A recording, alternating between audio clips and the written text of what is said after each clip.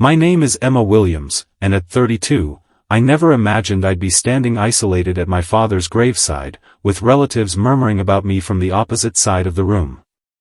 My brother Lucas walked up to me, speaking loudly enough for the entire gathering to hear. "She's only showing up because of the inheritance," he announced. Dad was planning to leave her with nothing. Their cruel chuckles cut through me like shards of ice, yet nothing could have prepared me for what happened next. The attorney arrived carrying a small flash drive. When my father's face appeared on the screen, Lucas turned ghostly white. "Before I reveal what Dad actually said in that recording, tell me, where are you reading this from? Smash that subscribe button and drop a comment below." You won't believe how quickly my family's smug faces crumbled after hearing my father's final words. I cherished the relationship I once had with my father, William Roberts. He was a highly successful property developer in Boston who built his empire from almost nothing after taking over his own father's modest construction company. Dad worked tirelessly, sometimes excessively, but when I was little, he always carved out time for me. I still remember our fishing trips to Cape Cod when I was about 9. He'd wake me before sunrise, and we'd pack the truck with rods and tackle boxes. "Emmy," he'd say, using the special nickname he had only for me, "the early bird gets the best catch." On those quiet mornings by the water, he taught me patience and resilience. Those moments made me feel truly close to him. "The business world is a lot like fishing," he once explained. "You have to know where the opportunity hides, when to stay perfectly still, and when to pull hard." Even as a child I understood how deeply the family company mattered to him. It was his pride, his masterpiece, his entire life's meaning. Lucas, for years my senior, had been competing for Dad's attention for as long as I could remember. If I caught one fish, he had to catch 3. If I brought home an A, he needed straight A+ marks. Dad never seemed to recognize how toxic that rivalry was, or if he did, he thought it was normal. "Your brother has a real gift for business," Dad would say whenever Lucas talked about real estate at the dinner table. The admiration in his voice was impossible to miss. "One day he'll take Robert's properties even higher." From childhood, the plan was set in stone. Both of us would attend Harvard, earn business degrees, and join the firm. I would manage client relationships and branding, while Lucas handled development and operations. But art had always been my true love. My elementary teachers raved about my sketches, and in high school I won several statewide art awards. While Lucas pored over real estate journals and shadowed Dad at construction sites, I filled countless sketchbooks and experimented with oil paints and watercolors. My first major clash with Dad happened senior year when college acceptance letters arrived. I chose Pratt Institute in New York over Harvard. Dad was furious. "Art is a pastime, Emma, not a career," he shouted in his study. "The company is your future, stability, security. We've been planning this your whole life."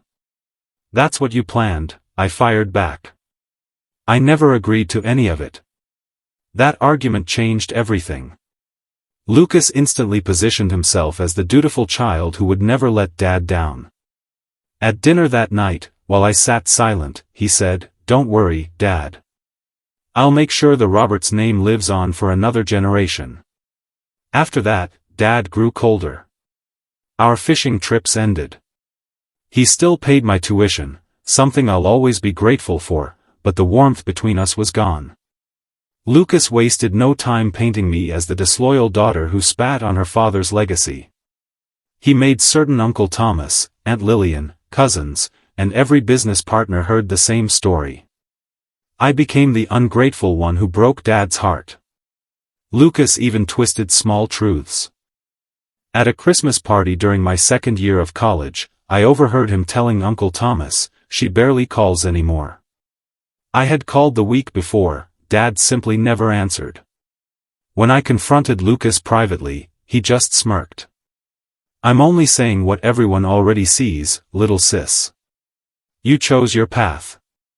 By the time I graduated, the family narrative was cemented. Lucas was the devoted heir, and I was the selfish runaway who abandoned the family. The worst part? I could see Dad starting to believe it too. Art school was a whirlwind of studios, exhibitions, and late-night jobs. I still tried to stay connected with Dad. I mailed him photos of my paintings, hoping he'd realize choosing art wasn't rejecting him, it was following my own calling. In my junior year I created an abstract series inspired by Boston's skyline, Dad's skyline, since so many of those towers carried his company's name. A respected local gallery accepted the entire collection. I sent Dad a personal invitation and called him, practically begging him to come. "I'll see if my schedule allows," he said coolly. Lucas and I might be closing the Sunset Ridge deal that day. "The show runs for 3 weeks," I answered, hiding my disappointment. "Any evening works." "Maybe," he replied. "I'll let you know." He came, not opening night, but the following Tuesday, alone and unannounced. The gallery owner recognized him from a photo I kept on display and fetched me. Dad stood in front of my largest canvas for a long time. "Your technique has matured," he finally said. Something in his tone was hard to read. "You've clearly worked hard." We grabbed coffee afterward, and for almost an hour it felt almost like the old days. When we parted he gave my shoulder an awkward squeeze. "I'm proud that you're dedicated, Emma, even if it's not the path I pictured." It wasn't the enthusiastic praise I'd dreamed of, but it was a start.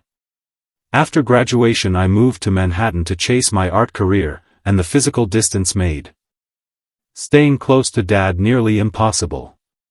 What I didn't realize was that Lucas was actively making it impossible. Only later did I discover how thoroughly he had been sabotaging me. Holiday calls went unanswered. Birthday cards I mailed never reached him. Invitations to my New York openings mysteriously disappeared. When I did visit Boston, Lucas scheduled critical meetings on the exact days I was in town, then acted wounded when Dad chose work over me. "Running a company means sacrifices, Emma," he'd say with fake sympathy. "Some of us can't drop everything for hobbies." 6 months before Dad passed, I made one last attempt at reconciliation.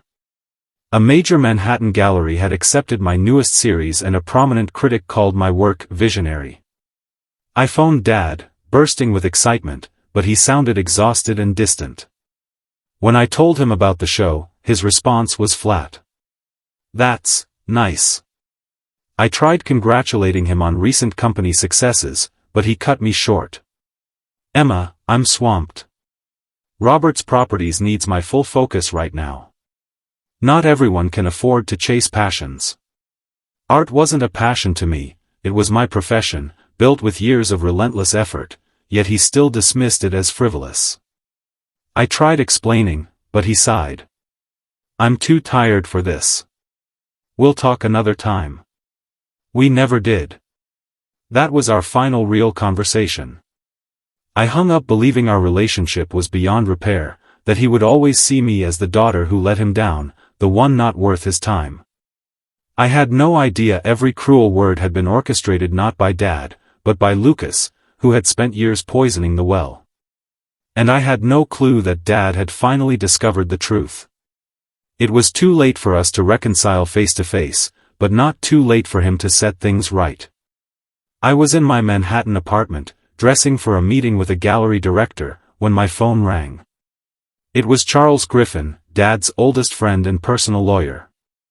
"Emma," he said, voice heavy, "I'm so sorry. Your father had a massive heart attack last night." My knees buckled. "Is he?" The silence answered before Charles spoke. "He didn't make it. Lucas asked me to call you." Lucas couldn't even tell me himself. I dropped onto the couch, the walls spinning. Charles said Dad was found by the housekeeper that morning. I threw clothes into a bag with trembling hands and caught the next train to Boston. I phoned Lucas 4 times, he finally answered on the 4th. "What do you want, Emma?" "I'm in the middle of arrangements," he snapped. "I'm on the train. Charles told me about Dad." why didn't you call me yourself? I've been busy handling everything, he said icily. Someone has to be the responsible one. I would have helped if you'd told me immediately. He scoffed. Right. Like you've been so involved lately. Before I could reply he added, funeral is Friday at St. Mark's. Everything is already organized. Friday, only 3 days away. Shouldn't we wait so people can travel? Dad and I planned everything years ago, he cut in. Not that you'd know. Where should I stay? Is the house? Uncle Thomas and Aunt Lillian are staying here. Book a hotel. A pause. There's a small family dinner tomorrow night, immediate family only. The message was crystal clear, I wasn't welcome. I went straight to the funeral home when I arrived in Boston. I needed to see Dad one last time. The director led me to a quiet room where Dad lay in a polished mahogany casket, dressed in his favorite navy suit, looking strangely serene. Hi Daddy, I whispered, tears falling freely. I'm so sorry we never fixed us. I stayed almost an hour, speaking softly, telling him about my life, my shows, everything I wished I'd shared when he was still here.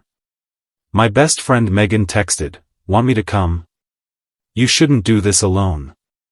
Her offer nearly broke me all over again. Megan and I reached St. Mark's 30 minutes early, yet the front pews were already packed with relatives and executives. Lucas sat in the very front between Uncle Thomas and Aunt Lillian, never once glancing back. We took seats farther back. As the church filled, I felt eyes on me and heard hushed comments. Lucas's version of my life had followed me here, the prodigal daughter who only returned when money was involved. The service was beautiful, exactly what Dad deserved. The priest spoke of his achievements, his generosity, his devotion to family, then highlighted Lucas as the shining example. When Lucas took the pulpit for the eulogy, he walked like he owned the room. He painted an idyllic father-son bond, fishing trips well into adulthood, late-night strategy sessions, Dad beaming as Lucas stepped into his shoes. My father always said family and loyalty were everything, Lucas declared, voice thick with rehearsed grief. He valued people who showed up, who honored their obligations. His eyes flicked toward me. Some people walk away from duty, from legacy. But Dad and I always understood the importance of roots. Megan squeezed my hand so hard it hurt. At the reception afterward, condolences were brief and strained. Aunt Lillian's hug was stiff as cardboard. I was pouring coffee when Lucas appeared beside me. Enjoying the free food, he murmured, loud enough for others to hear. Nice of you to grace us with your presence after all these years. Lucas, not here, I said through clenched teeth. We're honoring Dad, right? He sneered. Or did you fly in just for the reading tomorrow? Because Dad was definitely cutting you out, you know that, don't you? Heads turned. Someone snickered. Uncle Thomas materialized, placing a hand on Lucas's shoulder. Maybe Emma should go, he said without looking at me. She hasn't really been family for a long time, has she? Laughter rippled through the cluster of relatives. My cheeks burned. I almost walked out right then, but I stayed, for Dad. I'm staying, I said quietly. He was my father too. Lucas rolled his eyes theatrically. Fine. Stay. But don't expect anything tomorrow. Dad knew exactly who was really there for him. I hadn't even been thinking about the will, but clearly everyone else assumed that was my only motive. As I walked away I heard Lucas loud and clear, wait till she sees what's coming tomorrow, she'll regret crawling back now. If only I'd known how right he was, just not in the way he thought. The rest of the reception was torture. People I'd known my whole life either ignored me or spoke with barely concealed contempt.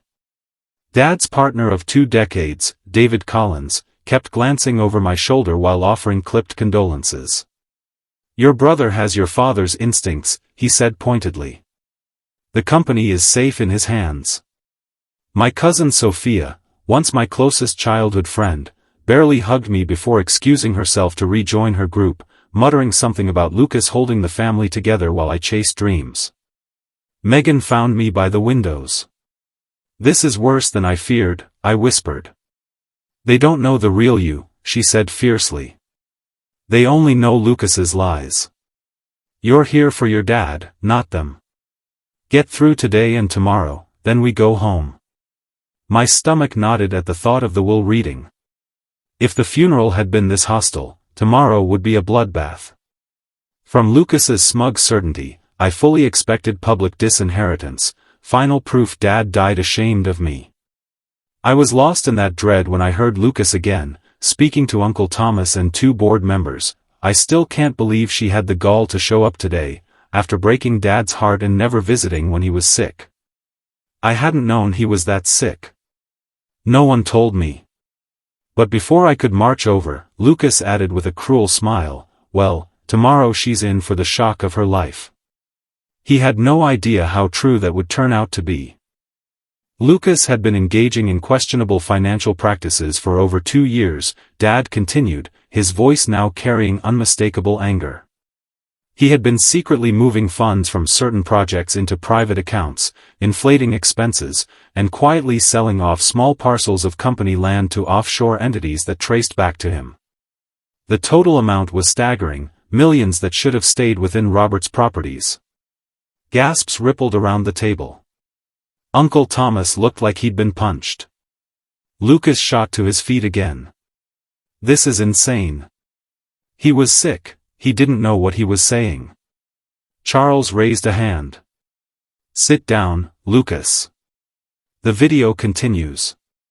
Dad's recorded image stared straight ahead, unflinching. I confronted Lucas privately after the investigator delivered the final report. He denied everything at first, then begged, then threatened. He told me I was old, confused, that no one would believe me over him. That was the moment I understood how far he was willing to go to secure what he thought was rightfully his.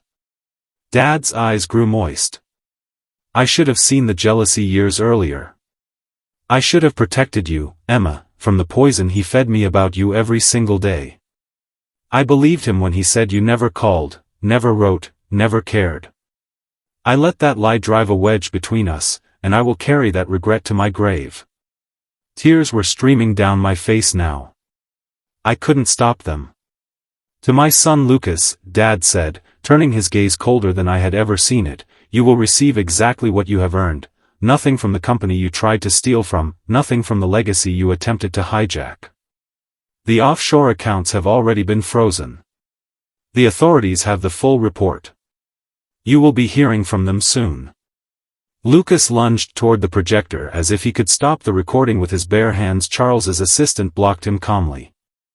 To the board members present, Dad went on, "I have instructed Charles to hand over all evidence of fraud immediately. Know exactly who I'm putting in charge, people Dad trusted, people who never lied to him. And the first thing they're going to do is clean out every trace of you." He froze in the doorway, realizing for the first time that he had lost everything. Charles approached me gently and placed a small envelope in my hand. "He asked me to give you this personally after the video." Inside was a single photograph, me at 9 years old, holding up my first fish on Cape Cod, grinning ear to ear while Dad beamed behind me. On the back, in his handwriting, "To my Emmy. I was wrong. You were always the early bird. I love you more than any building or balance sheet ever could. Forgive me. Dad." I pressed the photo to my chest and finally let myself cry, not from pain this time, but from the overwhelming relief of knowing that in the end, my father had seen the truth. He had chosen me. He had always loved me. And now, for the first time in years, I could breathe. I walked out of that conference room with my head high, past the stunned faces of relatives who had mocked me only hours earlier. Charles walked beside me. "Ready to go home, Emma?" he asked softly. I smiled through the tears. "Actually, I think I'll stop by Cape Cod first. Someone's waiting for me to take him fishing at sunrise." Don't forget to like, subscribe, and hit that bell icon so you never miss a twist. Stay tuned to Reddit Tales Times for your daily dose of drama, laughs, and unbelievable stories.